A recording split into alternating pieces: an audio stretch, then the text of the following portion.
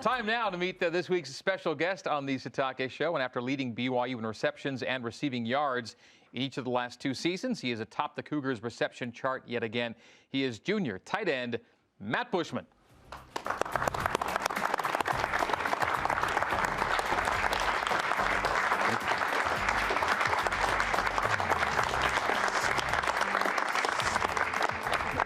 How's it going? How's it going? Good to see you. You too. Ready? What's up? Welcome back. I feel like this is like maybe your 3rd appearance on this show. Do you think you've done one every year? 2nd or 3rd, yeah. I think you come every season. Let's flash back real quick to the end of last season. The season ended, and you were pretty soon on the shelf, weren't you? Right after last year. Do you mean? I mean surgery. Yes, I had surgery December 28th, so it was right after Christmas. Pretty quick after the season. Did you know going into the bowl game that you'd have to have something done right away, or? Yeah. Yeah. Yeah. How was last season to play with then? It was good. I mean, I heard it like halfway through the season, so once the trainer said, you know, you can't really do anything worse, I was just like, why not just keep playing? So, yeah, I mean, everything, it was fine. I didn't have that many, like after hurting it, I covered it up, and I feel like I played fine. Blocking and things like that, kind of had to adjust certain things, but yeah, I think it was a success. What did they fix? My labrum, and then. Was it the same thing that Zach had done, or pretty similar? Yeah, pretty similar. Yeah. Pretty similar. And then I had a weird little thumb injury, so they repaired a tendon also, but good to go now. Feel great. Okay. How were you able to stay active and stay improving when you couldn't do much in spring? Our strength staff just did a really good job. There were a few of us with shoulder injuries, so we had our little group, and I mean, there's the leg press machine. We were all over that. And Every day was leg day. Yes, it really was. So yeah, I mean, I was able to just little by little, I had more and more opportunity to work out. And once I was out of the sling, it felt really nice just to slowly get stronger.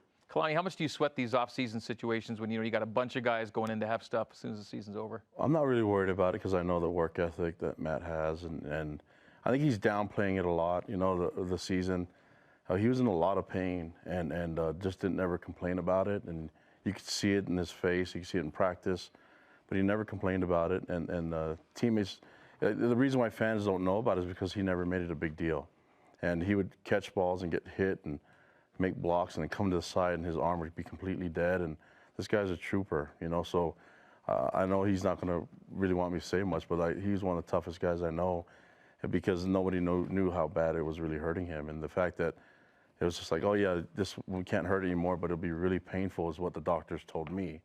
And I said, well, Matt, I don't know if you can keep doing it. He's like, oh, I'll be fine.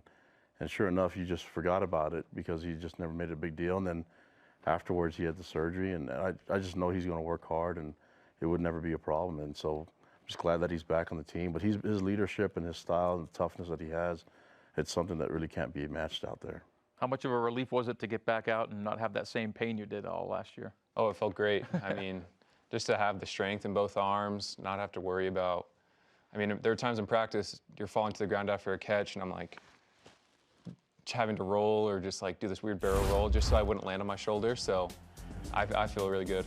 Let's take a look at some of what's gone on for you here in 2019. Of course, we're seeing some clips from the Utah game, USC, Game 3. And of course, this last game you played featured your first touchdown. We're going to get to that in a little bit, I think. You'll talk us through the touchdown catch, which came in a little bit of an unusual way.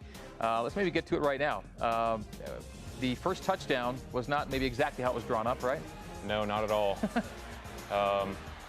Yeah, so we were running just a little mesh concept, and Zach had to scramble a little bit, so I started to do the little scramble drill and just try to get open.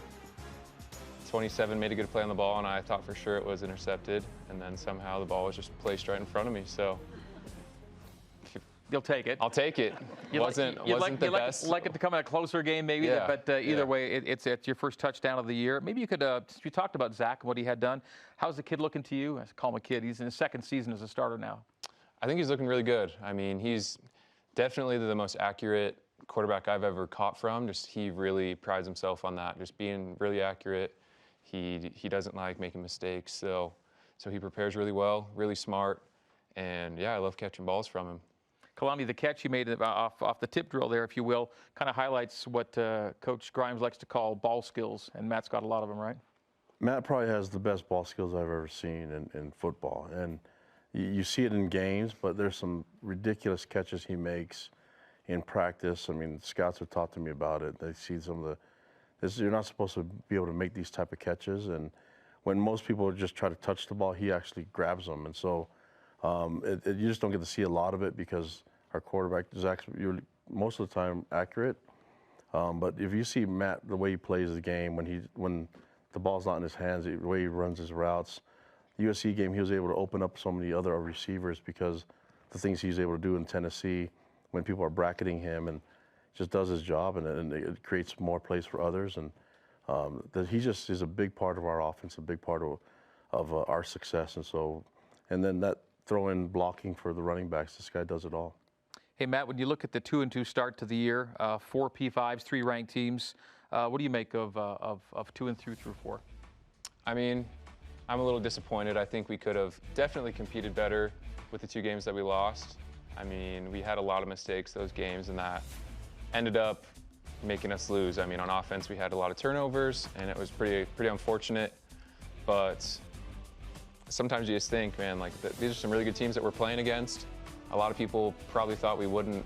Some people probably thought we'd be 0-4. So with 2-2, it's still disappointing. But man, we have a lot of games left, and an opportunity to go, hopefully 10-2. And you mentioned mistakes, and I guess some of those have cost the Cougs, at least in the 2 losses. The only games with giveaways are the 2 games you guys have lost. I guess if the lesson to be learned there, it's well, okay, don't ever give it over. Right. At least your clean games have been wins, right? And that's been a pretty good sign for you guys. And no one's out there to make mistakes to begin with, but we can see pretty plainly how those games have kind of shifted with just takeaways. Missing Tyson Williams. I wanted to get to that with you a little bit. How close had you guys become as a group, and how big of a blow is it to have to go forward without your leading rusher to this point? I think it's I mean, Tyson's just a great guy. Diane Gonwalku spoke to us at the end of practice, and you could just see it brought Diane to tears. It's just like Tyson is such a good leader, a good person. He left his home state and just what he's comfortable with to come to a completely foreign state and university. And I mean, he gave his all every single game, every single practice. And he's one of the hardest workers on the team. He's always in the weight room. So yeah, it's just super unfortunate to see such a good guy like that in his grad transfer season to go down. But he's staying positive. We're staying positive. I mean, we wish we could have him for the rest of the season and see him succeed, but he'll bounce back. And I mean, we have running backs that have experience, and they'll do all that they can to not miss a beat, not skip a beat, and have that run game that we've had this season. What gives you the most hope for positivity without Tyson? I just think as a team, we have depth. We have the mindset that it's not just one guy. I mean, you see in our pass game, it's not like one guy is getting the ball every single play. We're not always we didn't rely on Tyson, but man, when he had the ball, he made plays. So I think we have great coaches, we have great players, and someone's going to step up, and the guys that have stepped up will continue to do that, and I think we will miss him, definitely, but we'll figure out a way to succeed. Earlier in the show, we had our film room segment, and today it was Coach Clark breaking down some of your plays from the Washington game. And Jerem asked him, who gives more notes to you on a weekly basis, Chad, your father-in-law, or Coach Clark? And Coach Clark said, definitely Chad. How much talking do you and Chad do about shop? How much work talk do you guys do? Definitely on Sundays. I mean, my wife and I will go over there to eat lunch or dinner, and there's a lot of football conversation going on. And sometimes my wife's over there, she gets a little embarrassed by it. She's like, man, Matt's not going to want to come over anymore. But no, it's definitely good. And I mean, just throughout the week, he'll watch film on his own. He doesn't try to intrude or anything like that and kind of take the coach's film study away. But he'll send like a little note card or piece of paper of reminders of things like, this is what helped me when I was playing, or just things like that. They're small little adjustments, certain plays that I messed up on, and yeah, it's really helpful. I appreciate it. If all you could do was watch his film, meaning BYU videos or NFL videos, what would you take from that?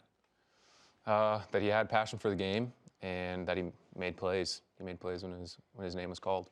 Kalani, thoughts on that? The Chad Lewis influence? Chad's more than welcome to chime in as much as he wants, and he can.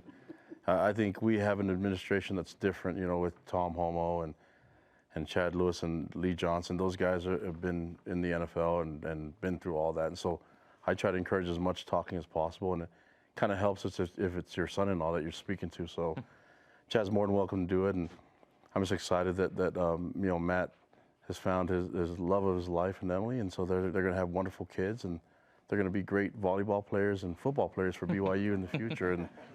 But I think you know, Matt's really humble, and he tries to learn as much as he can from so many people, and just the effect that Chad has on him as a tight end, you can see it, and it's improved his game. But he'll work really hard at it, and it just makes sense that he's, you know, involved in the Lewis family. So it's a cool thing. Glad you were involved, Matt, with our Kalani Sitake show for another year. Good luck this weekend in Toledo. Good to have you here. Thank you. I All right, appreciate it. thanks a lot. That is Matt Bushman.